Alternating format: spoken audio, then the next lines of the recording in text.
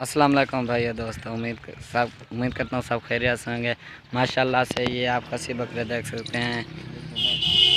ये देखें माशाल्लाह से बहुत ही खूबसूरत है। मैं डीजी खान से अब्दुल वहाब बात कर रहा हूँ। ये देखें माशाल्लाह से 2 दांत हैं, फुल लेंथ में है।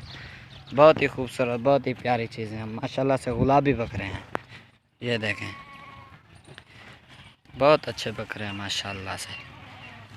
जिस भाई को चाहिए हमसे रब्ता करें, बिल्कुल आसान कीमत में देंगे। या आप इनका वज़न भी देख सकते हैं।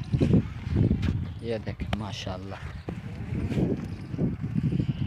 बहुत ही खूबसूरत है, बहुत ही प्यारी चीज़ें हैं। ये और बकरे भी करें, जिस भाई को चाहिए हमसे रब्ता करें। माशाल्लाह से सब आपको आसान कीमत में मिल जाएंगे। ये देखें, ये जिस भाई को चाहिए हमसे रब्ता करें इंशाल्लाह। थैंक यू, खुदा हाफिज़।